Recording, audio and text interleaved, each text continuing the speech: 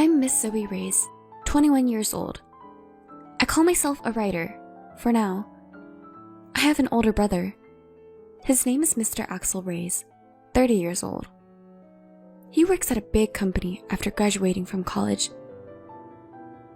Our parents passed away in a car accident when I was in 9th grade. I fell into depression from the shock and became a hermit. As a result, I couldn't go to high school. Afterward, I went to a doctor and recovered, thanks to my brother's help. When our parents died, my brother had just started working after graduating from college. He faced a tough situation right away, but took care of me, even helping with the housework. I decided to start doing what I could, little by little, like cleaning my room, the house, and then laundry and cooking, regaining my daily life with my brother's help. Now, we live together in the house our parents left behind. We split housework, but since I mainly work from home, I'm in charge of preparing meals and shopping. Going out for groceries is a nice change of pace. I also find cooking enjoyable, coming up with menus and following recipes. So, I'm good at cooking. When I was a hermit, my brother bought me a laptop. "Take a look at the unknown world with this," he said, and I explored various worlds on the internet. I started wanting to visit places I found in photos and videos on video sharing sites and forums, and my brother took me there, or I went alone. Without my brother's support, I might still be a hermit. Eventually, I learned about remote work. Gradually, I began working and had more chances to go out, returning to a normal life. After our parents passed away, my brother became like a parent to me. He's both kind and strict, a person with a good balance. He studied hard, which is why he was able to get a job at a big company after attending a national university. 7 years have passed since he joined the company, and now he is a team leader. There was a change in my brother. He had always been shy around women, but as his friends got married one after another, he finally started dating someone he met through a friend's introduction. 2 years later, she proposed and they decided to get married. One day, he invited me to meet someone over dinner. It was a Japanese-style restaurant. My brother shyly introduced the woman who would become my sister-in-law. Her name is Miss Nora Reyes. She graduated from the same university as my brother and is 2 years younger. She works as an office lady at a major food company. Her wavy, semi-long hair makes her look older than her age. "Nice to meet you. I'm Zoe, the sister. Please take care of my brother." "Likewise. I'm Miss Nora Reyes. You're such a cute sister. I always wanted a sister, so I'm really happy you'll become one," she said with a smile. She wore slightly heavy makeup, but she seemed like a lovely woman. Then, she asked about me. "Since Axel went to a good university, I assume you graduated from a decent one too, Zoe?" My brother answered for me. "Well, actually, Zoe didn't go to college. When our parents died in an accident, she was in 9th grade. She struggled with her mental health. It took her some time to recover. Of course, she can live a normal life now." "What? She was sick in 9th grade? So she couldn't attend high school either?" Nora seemed very surprised and pressed further. I added to my brother's explanations, since it was about me. "Yes, that's right. I caused trouble for my brother because of my illness. But thanks to him, I was able to recover. No amount of gratitude is enough for what he did." "I see. I understand now. Nora, my brother may look a bit older because of his struggles, but he has a great personality. Please look beyond appearances." "What are you talking about?" I tried to lighten the mood with a joke since the conversation became serious, but Nora didn't laugh. At the time, I thought Nora was moved by what my brother had done for me. From what I heard, Nora's parents both graduated from prestigious universities, and their entire family had attended college. Naturally, they had excellent grades and worked at well-known companies, with many in professional roles like doctors and lawyers. They were an impressive family. Nora's father was an executive at a major publishing company, and her mother was the president of a local women's association. Hearing that, I thought my brother was going to join a great family. Busy with work, my brother steadily prepared for the wedding. Seeing him happy made me happy too, and I helped out with various tasks. One day, I received a call on my smartphone. I was a little nervous about answering a call from an unknown person, but the number was displayed, so I answered. "Who is this?" "Zoe, I'm Nora's mother. Nice to meet you." To my surprise, the caller was Nora's mother, who would become my mother-in-law. "What can I do for you?" Feeling anxious, I asked, and she replied, "I heard from Nora the other day that you didn't attend high school and only graduated from middle school." I didn't know what she wanted to say, but I answered honestly. Yes, when my parents died in an accident, I suffered from mental health issues, and it took me a long time to fully recover. That's why I couldn't go to high school." "I sympathize with your situation, but the fact remains that you only have a middle school education, right?" "Yes." "I see. I have a favor to ask. Could you please not attend Axel and Nora's wedding ceremony? Actually, don't attend." "What do you mean?" I was taken aback by the sudden, outrageous request. "Axel and Nora both graduated from top universities, and my husband and I also graduated from college. Of course, all our relatives have college degrees." "Yes? What about it?" "You're not very smart, are you? No wonder you only finished middle school." With a sigh, my mother-in-law continued the conversation. "You see, as I mentioned earlier, our family is made up of elites. Graduating from college is a given, and we hold prestigious jobs like executives at big corporations, doctors, lawyers. These are the kind of impressive people attending the wedding." I began to understand what she was getting at. "So, we don't want you, a middle school graduate, at such an event. Actually, we'd rather you not come." "But I'm the sister of the groom and his only family. I can't just not attend." "Please don't come anyway. How could we introduce you, a middle school graduate, to our relatives without feeling embarrassed? Do you understand? Anyway, I've told you our wishes." How rude! After hanging up, I trembled with anger. The parents on the other side disliked me because of my middle school education, as they were too concerned with appearances and reputation. At least, I never thought of my life as embarrassing, and I believed that I didn't deserve to be looked down upon by others. But what if my presence made my brother unhappy? If I stepped back, my brother could have a happy marriage and a future beyond that. I've caused him a lot of trouble, so I want him to be happy, no matter what. I can't be the one to ruin that. But I also couldn't stand being dismissed. My thoughts were all jumbled up.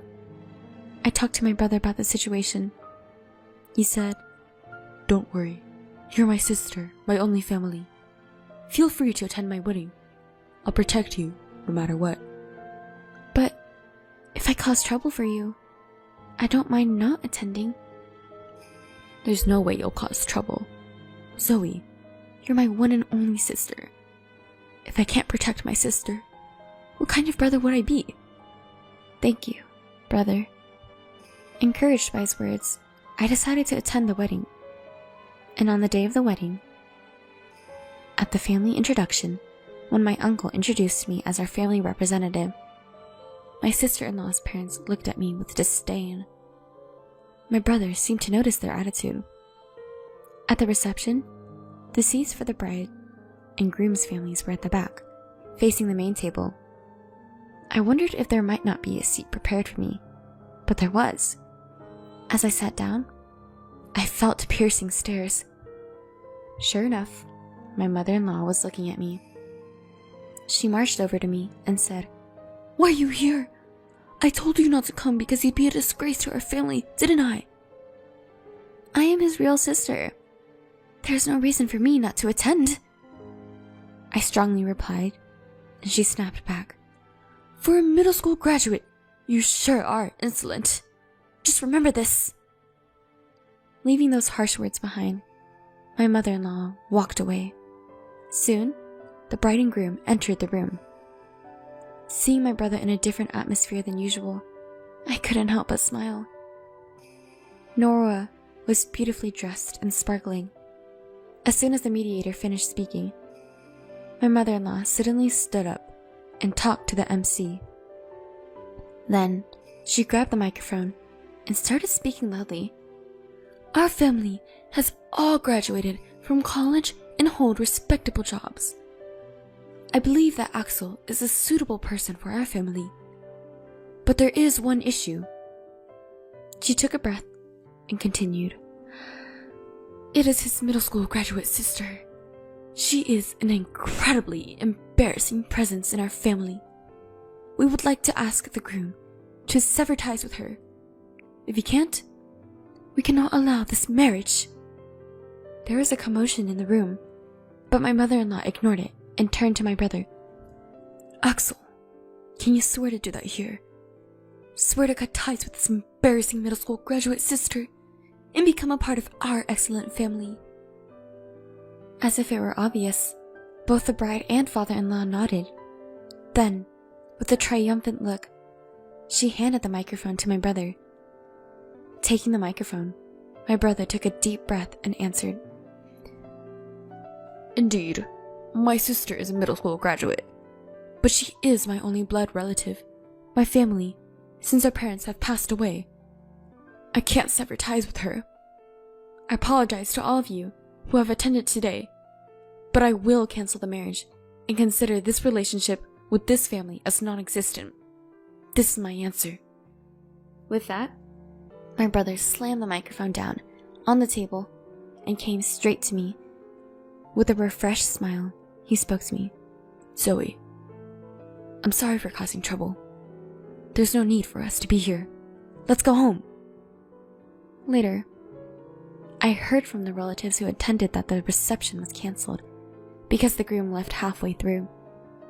The bride burst in tears, and her parents were scolded by the relatives and had to apologize on their hands and knees. They were also forced to return the gift money. Later, my uncle contacted my brother. He said that although his attitude at the reception wasn't praiseworthy, he would have severed ties with him if it had continued. He also offered to pay a suitable amount of consolation money and have the bride's side bear all the expenses for the ceremony, but my brother refused. He conveyed that he wanted a sincere apology for his sister rather than a monetary solution. After a while, a meeting was arranged at our home for post-settlement discussions. I made up my mind to show my former in-laws a thing or two. At the meeting, my ex-sister-in-law and her parents, a total of 3 people, came. They handed my brother some money as a gift, an inconvenience fee, and apologized for the rudeness at the reception. But it didn't feel like a sincere apology. There was a sense of reluctance. As for my ex-mother-in-law, she said things like, "We should have investigated more thoroughly.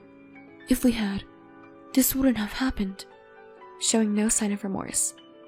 My ex-father-in-law also continued, "Axel should have told us about his sister in detail from the beginning. Then we wouldn't have ended up unhappy." Anger welled up inside me, and I carried out my prepared plan. "Ex-father-in-law, well, you're not really my stepfather anymore, but for convenience, I'll call you that. You work at Rainbow Publishing, right?" He glanced at me and said, "Yeah, I do." I'm a director there. What about it? He looked down on me. I work with Rainbow Publishing, but I can't bring myself to like a company where you are. I want to terminate the contract. Is that all? I don't care. There are plenty of workers. It won't have any impact. Understood. I'll quit immediately. And I'll sign a contract with your rival company. Go ahead. Do as you please. With my ex-father-in-law's arrogance and my peripheral vision, I called the editor at Rainbow Publishing and informed them about the contract termination. There was a commotion on the other end of the phone, but I only conveyed what I wanted to say and hung up. Then, I called the rival company and told them I wanted to proceed with the contract. Even after my call, my ex-father-in-law remained smug. My brother, unable to grasp the situation, looked around nervously. Eventually, a call came to my ex-father-in-law's smartphone. Hello? It's me. Yeah. What? The president? What's going on? Then, he suddenly whispered, and his face turned pale. After finishing the call, my ex-father-in-law turned to me and said, Are you the popular author? Yes, Ray? Well, yeah. Yes, Ray is my pen name for light novels. So what? So, you mean our president said a popular author is breaking the contract with us, and it's my fault? I just asked you if it was okay to terminate the contract. And you said it didn't matter. That's all there is to it. I said it calmly. You're an elite, right? Isn't it embarrassing for you to deal with a middle school dropout like me? I'm sorry. I apologize. But can you reconsider terminating the contract? Seeing my father-in-law's sudden change in attitude, my ex-sister-in-law asked curiously, "Why would you be so humble to a mere middle school dropout girl?" Idiot! You're our publishing house's top author. If you leave, the damage to our company would be enormous. The president told me to take responsibility. At this rate, I'll be demoted. What? Really? Yeah. If that happens, it'll be too embarrassing to associate with our relatives. Please, do something. My ex-sister-in-law and her parents were confused and turning against each other. Please, can you reconsider? It's impossible. The matter is settled, so please leave. My brother also sided with me. Then, please leave as requested. My brother and I smiled as we saw the three of them leave our house, shoulders slumped.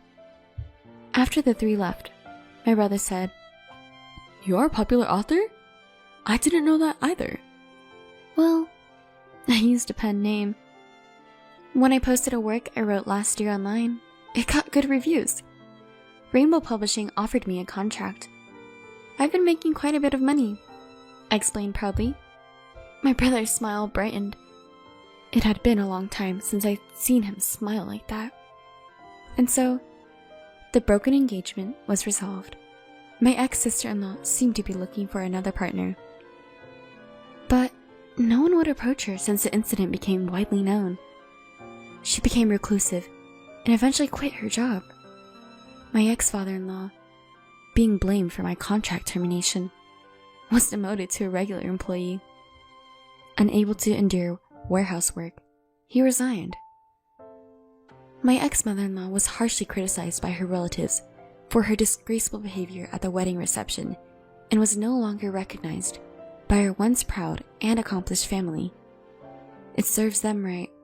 My new publisher supported me, and my popular work was turned into a comic. Its popularity rose again, and now there's a talk of an anime adaptation. My brother is burying the memory of the wedding as a dark history and working hard. I'm eagerly waiting for a wonderful person to impair my brother's life. At last, our days have returned to being peaceful.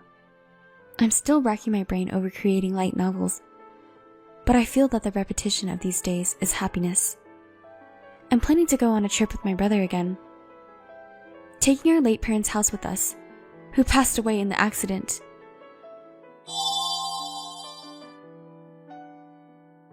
Just after the funeral of my mother-in-law, whom I loved like a real mother, a letter arrived from her. A lawyer brought the letter to our house. I am Sharon, 43 years old. The letter began, "If this letter has reached you, it means I am no longer in this world. I'm worried you might be crying."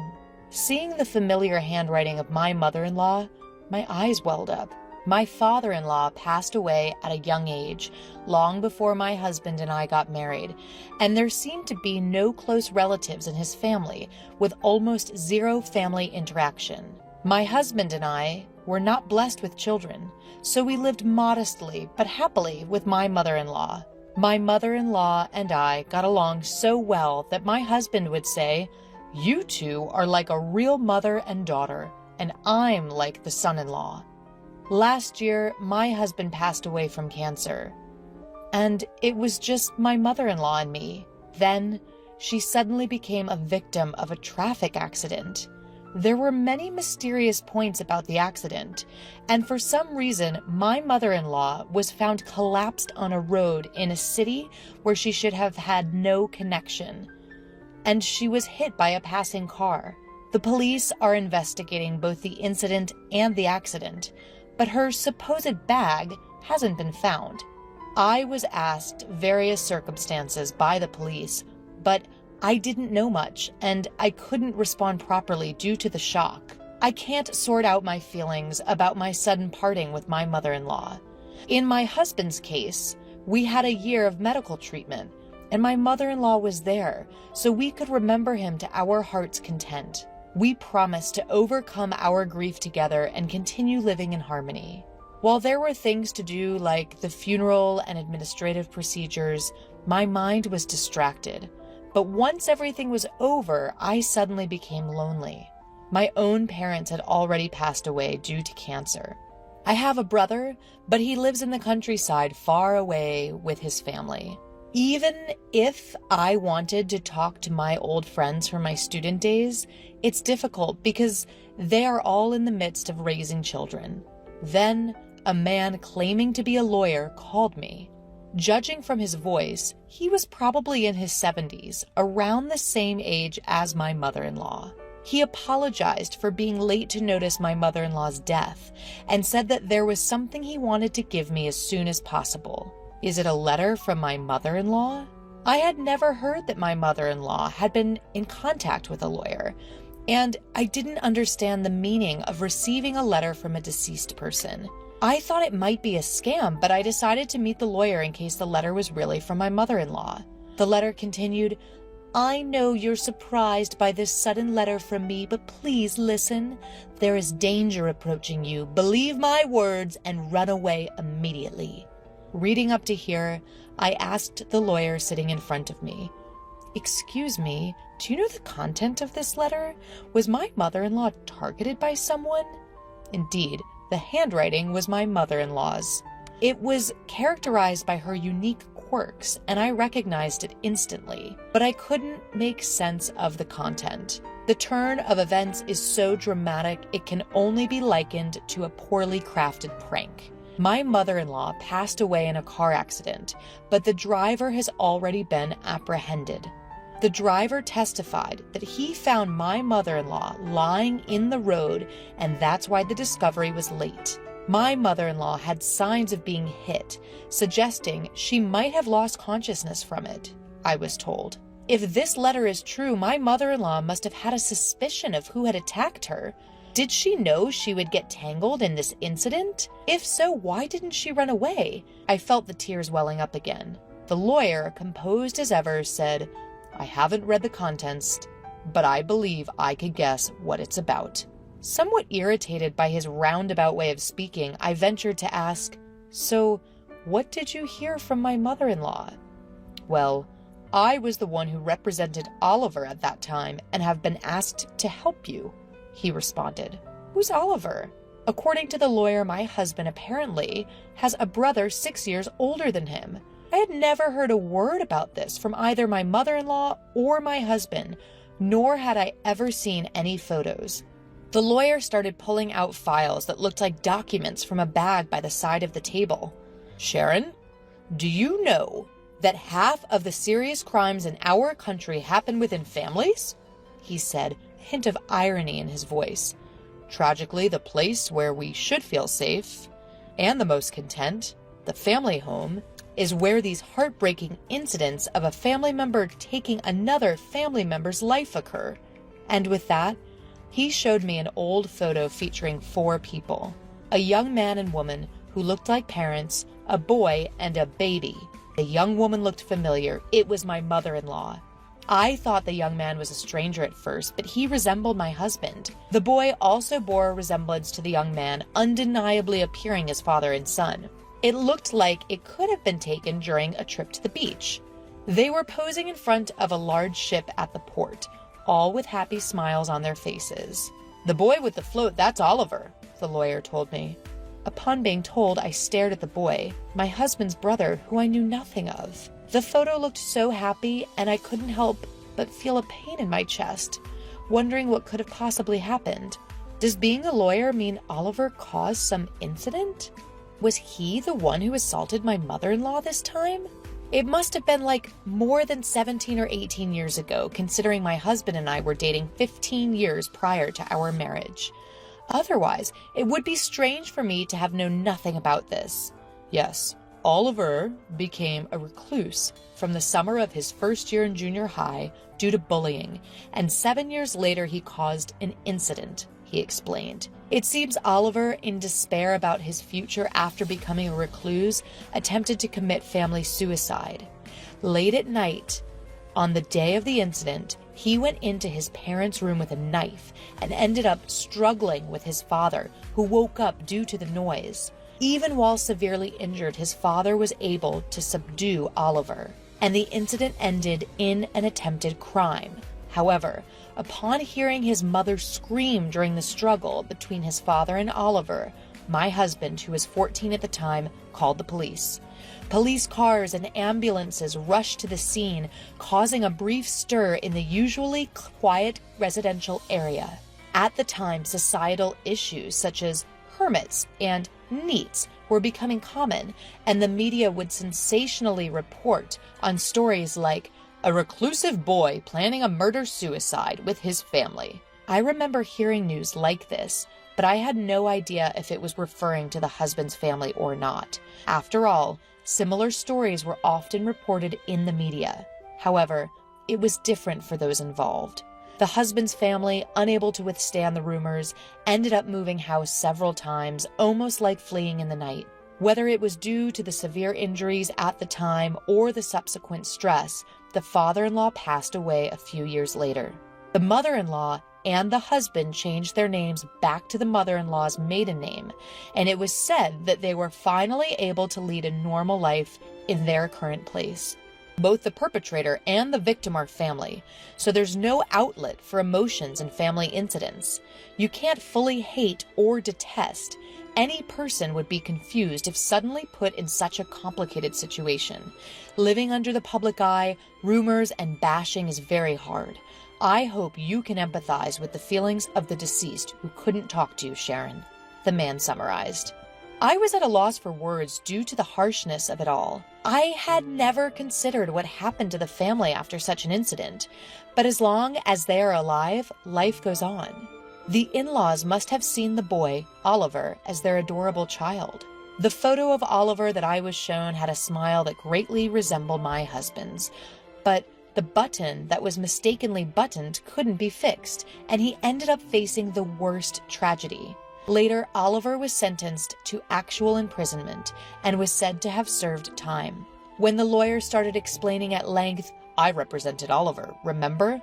The same punishment applies even for an attempt, life imprisonment, or at least 5 to 20 years in prison. I interrupted him by asking, a minimum of 5 years? Are you saying Oliver could be out already? Yes, he was actually released about 2 years ago. According to the lawyer, the prosecutor's office has a victim notification system. After a verdict is confirmed, you can apply to the prosecutor's office to be notified about the planned release date of the offender, or even after they have been released. Even without that, the mother-in-law is Oliver's biological mother.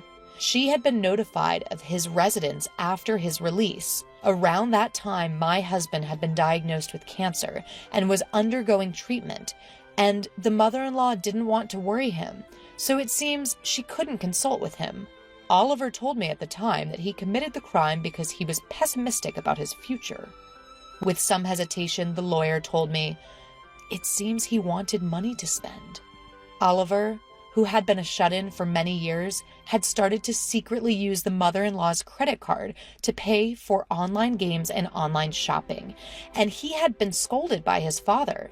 Apparently, he had used a lot of money to buy weapons for a game on the evening of the crime and had his computer taken away. Oliver lied to the lawyer, and his real father, mother, and brother who knew the truth said nothing. While they hoped Oliver would genuinely reflect on his actions and serve his punishment, they did not reveal the inside story of the post-release defamation and slander. Was this out of familial love? Truth be told, my mother-in-law was often visiting Oliver, my brother-in-law, who was serving time in prison. Every time she went, she would come back disappointed by Oliver's unchanging, unrepentant demeanor. She was afraid to live with Oliver again after his release. The danger of violence was part of the fear, but she knew if she or her son were to die, Oliver would come to me asking for money. As his release date approached, there was an increase in tedious paperwork. She had to decide where to house him. Distressed, my mother-in-law decided to consult a lawyer who knew about the case and ask him to handle the procedures. What was Oliver doing for a living 2 years ago? It turned out that through the lawyer, she had been helping Oliver by renting an apartment for him. She would do his shopping. She was giving him money saved in her dresser and her own retirement savings. The inheritance she would receive if her son, in other words, her own child, died. After his release, Oliver became a shut-in again and did not work. Money is limited, and through the lawyer, my mother-in-law conveyed, I can't support you forever. You need to start working on your own. But Oliver flatly refused. Doesn't my mother love me? She's always favoring my brother. She won't give me money because my brother told her not to. He made a big fuss. The lawyer said, although it may have been an accident, the deceased was worried that Oliver might cause some trouble. He kept insisting that I give him money. Oliver became aggressive towards the lawyer as well, and seemed to be asking in detail about my mother-in-law's income and current life of his father and brother. Fortunately, I don't think he knows our address, but I'm worried that his apartment is near where the deceased died. At that moment, I remembered that the bag was not found. Then the doorbell rang. The only expected visitor was the lawyer. Excuse me for a moment. I excused myself and headed to the entrance. I had a bad feeling. When I checked through the peephole, there was a man standing who looked a lot like my husband. I could see the bag that my mother-in-law used to use. Quietly retreated to the living room and called the lawyer. I think, it might be Oliver. What should we do? He has my mother-in-law's bag. My voice was shaking with tension, and the lawyer's face stiffened. Call the police right now. I might have meant to call the police, but I was too upset. I ran out the back door to the nearby police station. Did my mother-in-law and husband foresee this situation in the future? Or did they unconsciously choose a house near the police? I don't know anymore. Afterwards, when Oliver saw the police officers who came with me, he immediately tried to run away and was caught by a police officer who then interviewed him. As I suspected, the man who looked like my husband was Oliver, in other words, my brother-in-law. The lawyer called him Oliver, which was probably his name at the time, and I had been calling him Oliver because I had seen a family photo from when he was a small boy with a hint of innocence, but in reality, he was an unhealthy-looking middle-aged man. It strangely angered me that he looked like my husband. This man had been tormenting my mother-in-law and husband. I'm just here to collect my share, your mom's inheritance. It exists, right? Even my younger brother died last year. Hand over my inheritance. Ignoring the police officer's questions, my brother-in-law Oliver yelled at me. What nerve does he have? I was furious. I sympathized with his childhood, being teased to the point of not going to school, but his actions thereafter were selfish and unforgivable. More than anything, what I wanted to ask was, isn't that your mother's bag you're holding? What did you do to her? Did you lay hands on a frail woman? Upon hearing my words, the officers also looked at the bag that Oliver was holding. In a fluster, Oliver tried to hide it, but it was too late. As one officer reached out his hand, Oliver snarled at him. Hey, this is my money. I can't help it. It was the last thing my mom said. I only hit her a few times to teach her a lesson for being cheeky. Oliver's thought process made me shudder. There was no sense in his words, and he showed no remorse. Moreover, hey, you are my brother's wife, aren't you? Neither my mom nor my brother are here anymore. You have an obligation to support me. Maybe my mother-in-law and husband hid Oliver's existence from me, fearing this situation. They must have thought that if I didn't know, I could avoid getting involved. No. Mrs. Sharon, you don't have that obligation. The lawyer interrupted, but I doubted that the law would work on Oliver. Oliver was ultimately an invincible man with nothing to lose. He doesn't understand common sense, nor does he seem to want to abide by the law. Maybe that's why my mother-in-law never wanted me to meet him. I can only imagine how difficult her life must have been.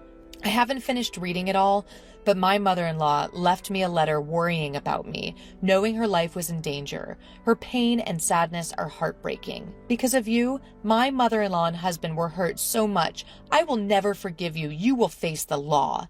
Indeed, the direct cause was being hit by a car. However, he left my unconscious mother-in-law on the road. He is not a person who should be left to roam the streets. I pledged to myself that I would do whatever it takes to send him back to prison. Watching me, the lawyer stood beside me and said, I'll help you. Oliver was taken to the police station. The blood on my mother-in-law's bag and circumstantial evidence pointed to Oliver as the culprit, and he was sent back to prison again. I returned home with the lawyer and read my mother-in-law's letter to the end. Her letter was filled with apologies to me and overflowing love, especially the end. Life is still long. Please live a happier, freer life, Sharon. Upon seeing that, I couldn't stop my tears.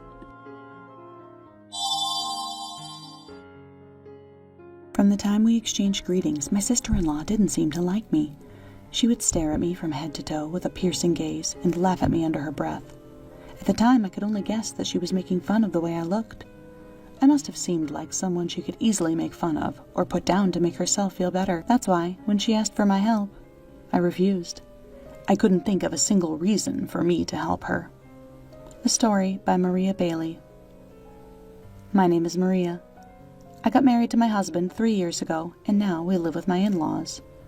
My father-in-law passed away when my husband was a student, so today it's me, my husband, and my sister-in-law and mother-in-law living together. Initially, there was no plan to live together.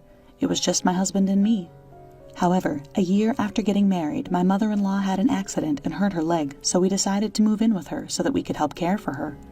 My sister-in-law, Dorothy, was already living at home, but finally my mother-in-law tearfully told my husband that she was unreliable. As it turned out, Dorothy wasn't contributing to the household expenses at all.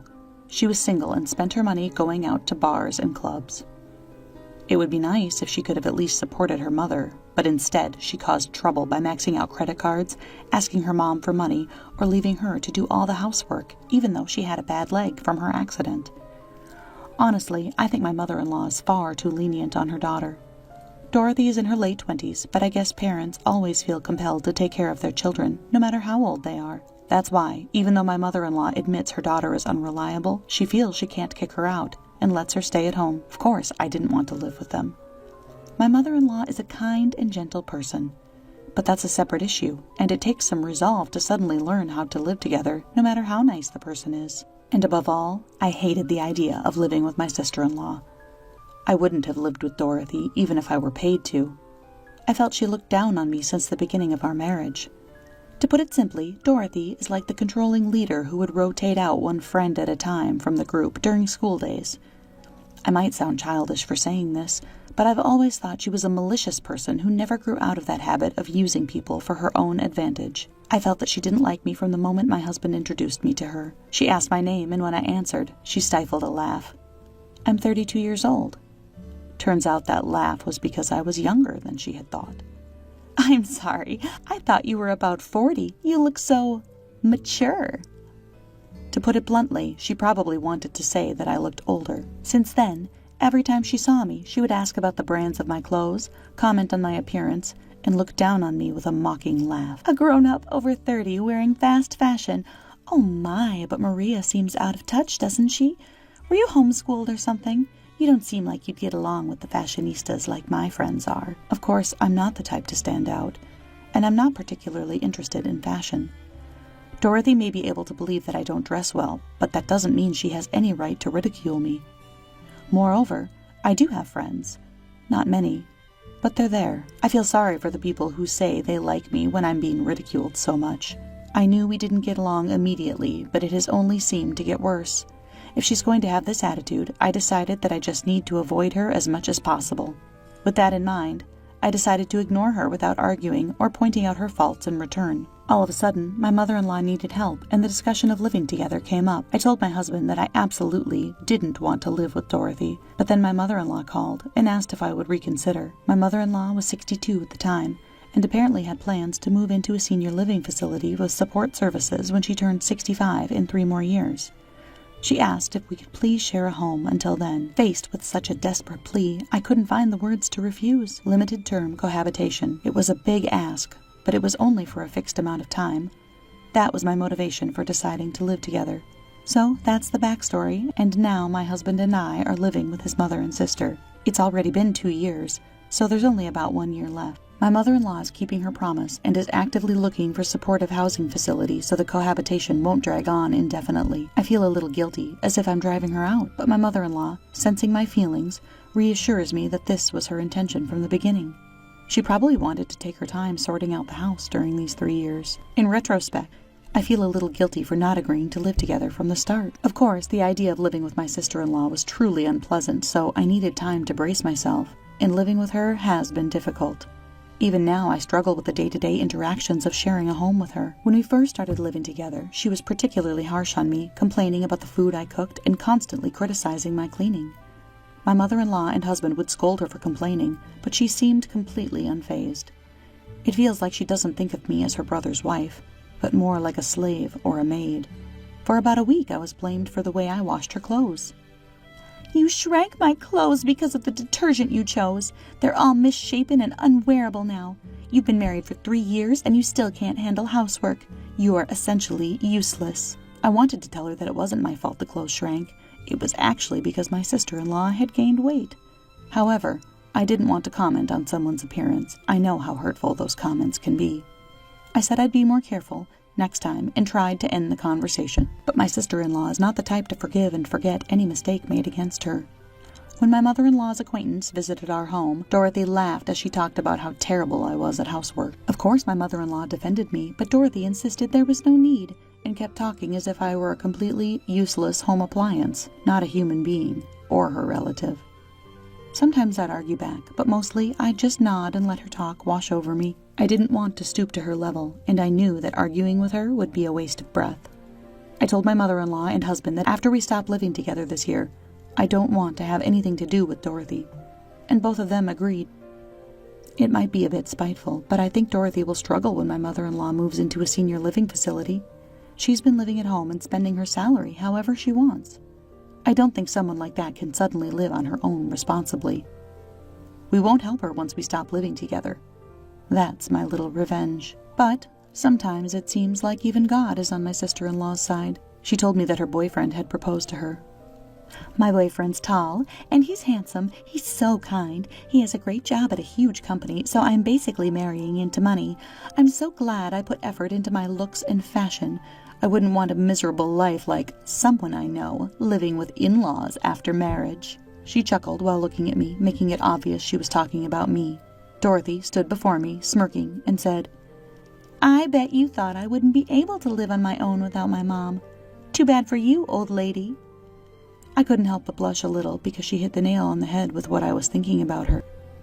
At the same time, I felt a strong wave of frustration. "Congratulations on your engagement. But married life is tough, you know." She might complain about me not being able to do housework, but the one who really can't do anything is Dorothy. It was the best comeback I could muster, but she just looked triumphant. "Are you trying to act tough because I won't be around? My fiancé is rich and will hire a professional housekeeper, not someone useless like you." I was utterly defeated. I swore I would never see Dorothy again once we stopped living together. I swallowed my pride and decided to avoid her as much as possible at home for the remaining time we had as housemates. A month after Dorothy's announcement, her fiancé came to visit. I thought anyone who would choose her must not be a good person. I even had such a terrible thought. I had been warned by Dorothy not to introduce myself to her fiancé. "I don't consider you family. Once you've served tea, just go away. I'm not inviting you to the wedding anyway." I felt relieved when I heard those words. I just wanted to cut ties with her as soon as possible. When her fiancé arrived, I reluctantly served tea as instructed. Knowing this might be the first and last time we'd meet, I stole a quick glance at Dorothy's fiancé's face. As I did so, our eyes met. And it was inevitable. "You are—" As her fiancé began to speak, Dorothy interrupted, saying it wasn't a big deal. "She's our housekeeper, so you don't have to worry, Steve. I told you before, right, that I have a useless sister-in-law who can't do anything? It's a loss just to get involved with her, so you can ignore her." Upon hearing those words, I bowed my head slightly to her fiancé and left the room, feeling embarrassed. Then, Dorothy's fiancé called me by my name. "Maria, you were a senior consultant at the firm, right? I can't believe you're married to Dorothy's brother." Steve stared at me in disbelief. In fact, he was familiar to me. He was my junior at work until I quit after getting married. I had heard that he changed jobs after that, but neither of us had ever imagined we would meet again like this. "Dorothy, I've heard a lot about your sister-in-law before, but I never knew it was Maria. I thought she must be a terrible person because you've only said bad things about her. But we used to work together. I know who she is." Dorothy didn't seem to understand why Steve was angry. I wondered just how badly my character had been misrepresented, and I felt a little anxious. "You two knew each other?" At Dorothy's bitter smile and question, Steve desperately explained how we had worked closely together. I had helped him at work before and even lent him money when his mother was sick and needed money for surgery. It felt only natural for me to help him as his senior at work, and I had lent him money because he was in real trouble. At that time, my grandfather had just passed away and left me some inheritance, so I was easily in a position to be able to help him. I felt there was no need for Steve to feel so indebted to me, but when I took a moment to think about it and put myself in his shoes, I realized that the money must have been a real lifesaver. "Maria was a true friend to me, and yet you treat her like a housekeeper? I knew you could be harsh with your words, but I can't stand someone who treats people like this. I clearly need to rethink this. Our engagement is off." With a cold, incredulous gaze, Steve told Dorothy he was breaking off their engagement and tried to leave his seat. Desperate to stop him, Dorothy grabbed his jacket as he got up from the sofa. "No, it's not like that. This is just how Maria and I communicate. We joke around a lot. Right, Maria?" Dorothy looked to me for help in a panic, but I could only shake my head. "Sorry, I can't lie." Upon hearing this, Dorothy broke down crying on the spot. "Why are you ruining my marriage? It's your fault the engagement is off." She yelled and raised her hand to strike me, but my husband rushed in at that moment to intervene and held her back from hitting me. Still lashing out at me, Dorothy was slapped by my mother-in-law. "It's not Maria's fault. It's yours. You've been harassing her and causing trouble all this time. I won't tolerate it anymore. It's your own fault the engagement is off. You need to take accountability for your actions. You will leave the house by end of the month." This was the moment my mother-in-law finally snapped and moved to cut ties with her own daughter. "Mom, you're on Maria's side too?" With a face of disbelief, Dorothy tearfully stared at her mother. "You are not a child anymore. Take care of yourself." Mother-in-law said this, bowed her head to Steve, and returned to her bedroom. From the other room, only Dorothy's sobbing could be heard. Steve told me he would be in touch soon and then left our house. My husband and I exchanged glances and sighed together. Maybe it's time for us to start looking for a new home. My husband nodded at my words, and from then on we decided to move on with our lives as if Dorothy didn't exist. 3 months have passed since then, and my mother-in-law has moved to a senior housing facility. We also moved to a place as close as possible to my mother-in-law, and we are in the process of selling the family home. Dorothy stayed locked up in her room until the day we moved, but of course we couldn't just leave her behind, so we forcibly packed her belongings into boxes and sent them to a storage unit. On the day of the move, we gave my sister-in-law the bare essentials, the key to the storage unit, and the $3,000 severance payment we had received from my mother-in-law. Dorothy seemed to have lost all motivation due to her broken engagement and quit her job. I don't know what happened to her after that, and it seems Steve isn't in contact with her anymore. Steve told me that he was saved, once again, thanks to me. If I had gone through with that marriage, I would have definitely regretted it. You've always been my lifesaver, really. I can't help but feel guilty, thinking that in a way, Steve is the one who's been my lifesaver. I also wished for my sister-in-law to struggle in the end. But maybe if you do good deeds, you'll be rewarded like this. At least, that's what I thought this time. My sister-in-law treated me like a slave and constantly harassed me, which is probably why it ended like this. I've never seen or felt God, but from now on, I want to live a life where I can hold my head up high. My husband had been unreachable for almost 3 days. He said, "I won't reply for a while." But my concerns were growing. I thought I should contact the police soon. Just as I was thinking that, I got a call from one of my subordinates. "Ma'am, your husband passed away in an accident." Huh? Why did she call me? I couldn't think about that right now. I hurried to the hospital. There, I saw my husband's unrecognizable body. My name is Harper, 28 years old. I got married 2 years ago and live with my husband while working at an IT company. We want to have children someday, but not yet. My husband's name is Christopher, 2 years older than me.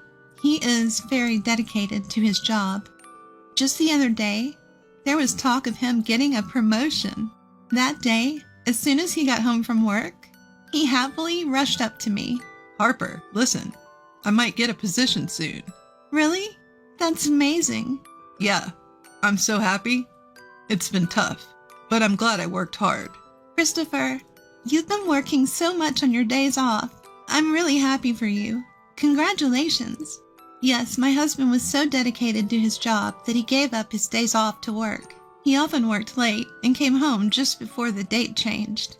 I worried about his heavy workload at times, but finally, it paid off.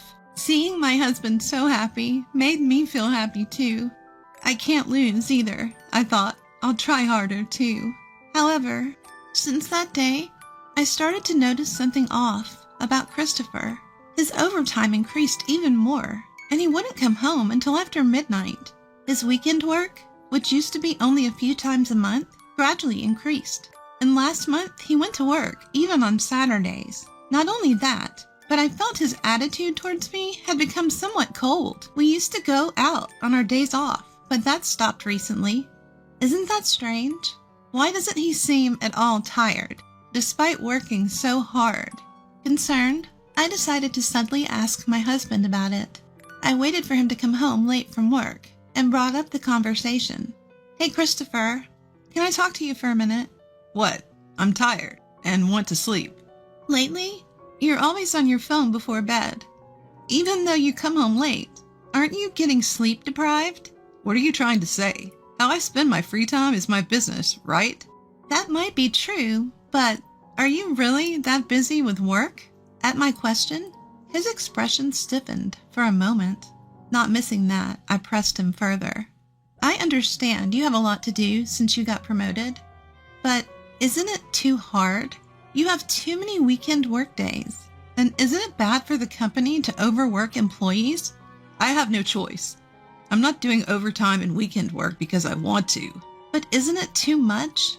"You don't understand my job, Harper, do you? Don't butt in when I'm tired from work." With that, Christopher left the living room. After that, my uneasy feelings didn't go away. Then one day, I usually commuted by car, but on my way home from work, I got into an accident. I was rear-ended by another car and taken to the hospital by ambulance. I had bruises all over my body. After several tests to be safe, I was told to stay in the hospital for a few days. To have a change of clothes brought to me, I called my husband. However, no matter how many times I called, he didn't answer, and he didn't reply to the messages I sent. He should be done with work by now, so why? Until now, we could at least exchange messages during his overtime. I kept calling him every few minutes, and it finally connected an hour later. As I tried to explain the situation, he let out a big sigh. Ugh, you're so persistent. Can't you tell I'm working overtime if I don't answer the phone? I'm sorry, but that's not the issue right now. Huh? What do you mean? Actually, I got into an accident on my way home, and I'm in the hospital now. My whole body hurts, but they said there's no life-threatening injuries. An accident? Ugh, what a pain you're causing. I involuntarily let out a, huh? At his unexpected response. He continued mercilessly, as I was at a loss for words. Stop getting into accidents when I'm busy. I'm not paying for the car repairs, all right? I understand, but I need you to bring me a change of clothes. What? Why do I have to do that? I'm tired from work, and it's like a punishment game to go to the hospital for someone who got into an accident due to carelessness. Carelessness? Why are you talking like that? Besides, it wasn't my fault. It was the other drivers. Stop nagging. Anyway, I'm not going, and I won't reply for a while. Figure it out yourself. The call ended there. The busy tone echoed in my ear, pushing my heart to the limit. Before I knew it, I was in tears. Why did he speak like that? Aren't you worried about your wife who had an accident? He used to prioritize me over work. If I could, I'd want to get a change of clothes myself. My parents live far away, so I can't ask for their help. I sent several messages to my husband afterward, but he never brought my things. I had no choice but to buy everything I needed at the hospital store. Since then, I tried contacting my husband a few times, but 3 days had passed without a reply. He said he wouldn't reply for a while, but I was getting worried. No matter what, it's unusual not to have any contact for this long. What if he got into an accident too? That anxiety crossed my mind. That's when I heard a knock on the hospital room door. When I responded with yes, my coworker Jasmine, who I usually get along with, came to visit me. Jasmine, you came. Thank you. I was surprised when I heard you had been in an accident after I contacted you since you hadn't been at work for a while. It's not a big deal. Just some bruises and a broken bone. It's more than enough. But I'm glad. You seem to be doing well. For a while, we chatted and laughed about trivial things. As visiting hours were ending, Jasmine started to get ready to leave. But then, she stopped and looked troubled. I cautiously asked her, Jasmine, what's wrong? I'm sorry, Harper. I don't think I should say this now, but I saw it. Saw? What did you see? I saw your husband walking with Daisy. What? When did that happen? 3 days ago. The Daisy Jasmine mentioned was a junior coworker at our company. I had been her mentor when she was a new employee. Even now, a few years later, we'd go to lunch together once a week. Why would she be with Christopher? Daisy and my husband should have last met at our wedding. Could it be? But there's no way they would do something like that. Despite thinking it was impossible, the worst-case scenario crossed my mind. According to Jasmine, she saw my husband with a suitcase and Daisy 3 days ago. Since then, Daisy has been on paid leave.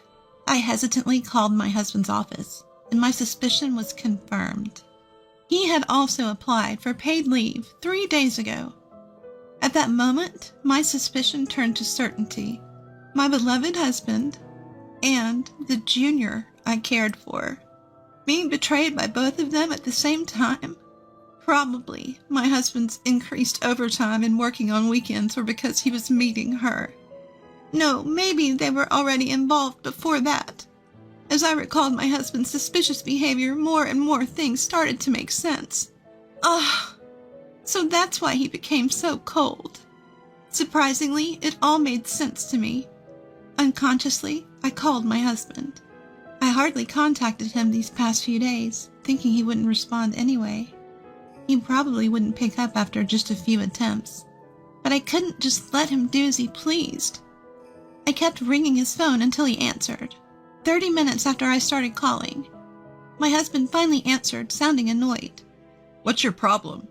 I told you I wouldn't answer for a while. Why? Are you so busy that you can't even answer a call from your wife? Of course, I'm working every day. Even though you're on paid leave until tomorrow, what kind of work are you doing?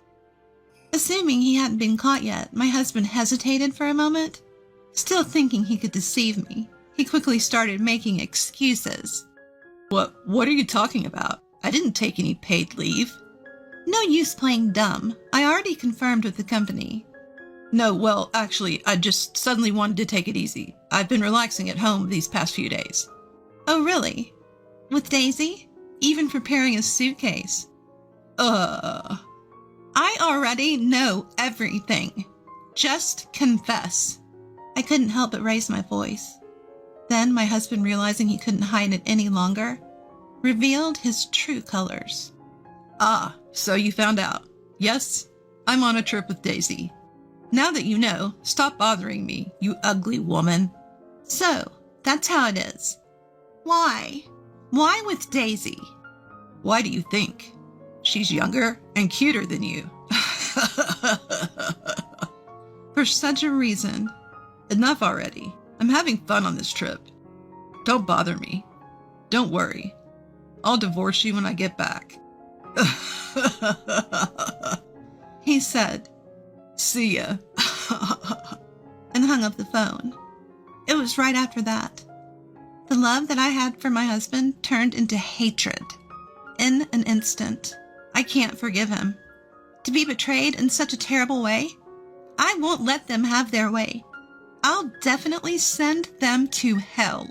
That's when I decided to take revenge on them. But before I could take matters into my own hands, divine punishment would come to them. The next day I was discharged from the hospital and started to regain some mobility. To prepare for my revenge, I opened my smartphone to search for a lawyer's office. Just then my phone rang. Daisy's name appeared on the screen. My husband's affair partner? Surprised for a moment, but I couldn't run away now. I gathered my courage and answered the call. Hello? Harper? Ma'am? I'm sorry. I'm so sorry. Isn't it common sense to apologize in person? Yes, you're right. But that's not the point right now. Huh? Daisy's voice was somewhat shaky. Then she said something that made me doubt my ears. Your husband has died in an accident. What? I was so shocked that I couldn't find the right words. Confused, I barely managed to respond to Daisy. He's dead? What are you talking about? Christopher is on a cheating trip with you, isn't he? Yes, that's true. But on the way home, Christopher got caught in an accident. According to Daisy's story, it seems the two of them were in an accident on their way home from the airport. Christopher was hit by a car, and although an ambulance was called right away, he didn't move a muscle. To my surprise, the hospital Christopher was taken to was the same one I was staying at. I quickly hung up the phone, explained the situation to the nurse, and headed to my husband's side. I had to move using crutches as my broken bone hadn't fully healed. Since I heard he had died, I assumed I'd be taken to a morgue or something, but incredibly, Christopher was still alive. However, he was seriously injured. Just after I arrived, a breathless Daisy rushed in. Seeing Christopher lying in the bed, she collapsed on the spot when she realized he was still alive. I had a lot to say, but unfortunately Christopher was in critical condition. I told Daisy we'd talk later, and we each went home that day. Days later, Christopher barely pulled through, but the accident left him paralyzed from the waist down, forcing him into a wheelchair. My in-laws were furious when they found out about the affair trip. Although they must have felt something, seeing their challenged son, they scolded him clearly, saying, You brought this on yourself by having an affair. After my in-law left, I called Daisy and decided to have a talk with her and my husband. When I arrived at my husband's hospital room, they were having a loud argument. If you hadn't pushed me that time, none of this would have happened. It's all your fault. What? You're the one who wanted to take that route. Don't blame me. What did you say? In the first place, this happened because you wanted to go on a trip. I paid for everything. Give me my money back. Pay for the treatment, you lousy woman. You hurt the man you love, so you should pay, right? Don't be ridiculous. Who would get serious with a guy like you? This was just a fling. I'll never see you again. What? The two of them carried on their unbearable argument, apparently not realizing I was there. I couldn't take it anymore. I forcibly opened the door to the hospital room, took a deep breath, and shouted at them. Enough! It's because you had an affair in the first place that this happened. Take your blame game somewhere else. Harper. Ma'am? Finally realizing I was there, their faces quickly stiffened. Ignoring their confusion, I continued. How can you still argue in a situation like this? Do you even understand the situation you're in now? Christopher was the first to answer that question. Harper, don't worry. I'm breaking up with this stupid woman. So? So I realized that it's always been you for me, Harper. What are you saying now? We're getting divorced, right? What? I couldn't help but burst into laughter at my husband's dumbfounded expression. Didn't you say it? When I get home, we'll get a divorce, or what? Now that you've fought with your affair partner, you want to stay married to me. Are you an idiot? There's no way I'd spend my life with a piece of trash like you. Harper, why? Didn't you love me? Don't mess with me. Who betrayed that love first? It was you. After all that talk about getting a divorce, you want to get back together when it's convenient for you? I'm not as cheap as you think. If you understand that, never show up in front of me again. Keep regretting this for the rest of your life, you jerk. My husband was stunned by my yelling. Daisy was pale and trembling. Later, I was discharged from the hospital and decided to stay at my parents' house for a while. After that, my divorce from Christopher was finalized through a lawyer. I demanded alimony from him and Daisy, which they paid in full. Christopher was fired from his job due to this incident. It turned out he'd been using company money for their affair. Adding to his paralysis, he was easily dismissed. All that remained for him was a claim for damages from the company. Finding a new job with his condition would probably be difficult. It didn't take long for word of Daisy's affair with my husband to spread throughout the company. She was met with cold stares and eventually couldn't stand the atmosphere and began skipping work without permission. As a result, I heard she finally submitted her resignation. Now those two will probably never lead a decent life again. Even so, I don't feel sorry for them. This is a disaster they brought upon themselves. As for me, I rented an apartment near my workplace and started a new life. Many colleagues show concern or curiosity, but honestly, my feelings are mixed, and I can't describe how I feel. But such trivial rumors will probably die down soon. Now, I want to enjoy my life without being swayed by others.